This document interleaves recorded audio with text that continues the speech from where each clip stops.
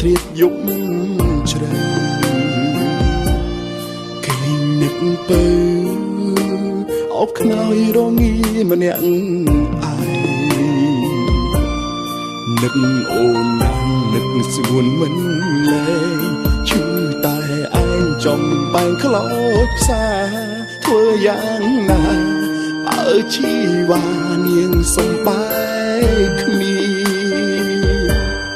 ពីព្រឹកមិញអារម្មណ៍អូនខុសធម្មតាស្ងួនវាចា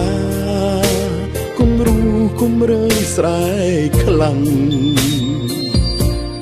នៅសុកសុកអុចអាលនោមជ្រូឃ្លានរឿងសងបបួលតោម្នេញសុំចាចេញថាបងអើយចប់គ្នាយប់នឹងយប់មិញខ្ញុំគេងយំម្នាក់ឯងទិញដបស្រាផឹកឡើងមកវិញពេលស្រវឹងស្រឿងតូចតែយំឈួតឡែខាត់អូនតែភ្នែកឃើញច្បាំងមានប្រុសម្នាក់ចាំស្ទាក់ចាំស្រីឈឺលើវ័យខ្មាំងលោកីឈឺណាខ្ញុំម្ចាស់ស្នេហ៍ខ្ញុំនាងលែងបារម្ភទោះខ្ញុំយំក្រហមជាប់ភ្នែកអូនអបគេស្ទូចោលបងផ្លែតលេងងាកក្រោយចោតសំនួរសួររកចម្លើយស្មោកអូននឹងដេចក្បត់ត្រានត្រើយស្នេហ៍ចុងក្រោយគេងជុំម្នាក់ឯង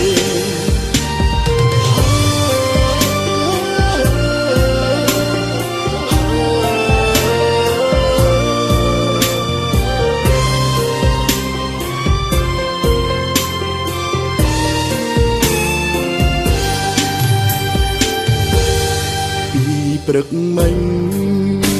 អារម្មណ៍អូនខុសធម្មតាស្ងួនវាចាគំរូគំរើស្រែកខ្លាំងនៅសុកសុកអុចអាលនោមជ្រូឃ្លានរឿងសងបបួលតោម្នេញសុំចាចេញថាបងអើយចប់គ្នាយប់នឹងយប់មិញខ្ញុំគេងយំម្នាក់ឯងទិញដបស្រាផឹកឡើងមកវិញពេលស្រវឹងស្រឿងតូចតែយំឈួតឡែខាត់អូនតែភ្នែកឃើញច្បាំងមានប្រុសម្នាក់ចាំស្ទាក់ចាំស្រីឈឺលើវ័យខ្មាំងលោកីឈឺណា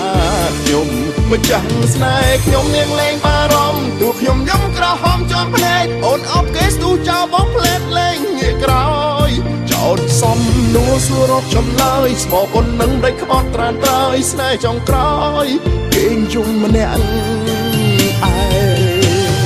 យប់មិញខ្ញុំគេងយំម្នាក់ឯងទិញដបស្រាផឹកឡើងមកវិញពេលស្រវឹងស្រឿងតូចតែយំឈួតឡែខាត់អូនតែភ្នែកឃើញច្បាំងមានប្រុសម្នាក់ចាំស្ទាក់ចាំស្រីឈឺលើវ័យខ្មាំងលោកីឈឺណា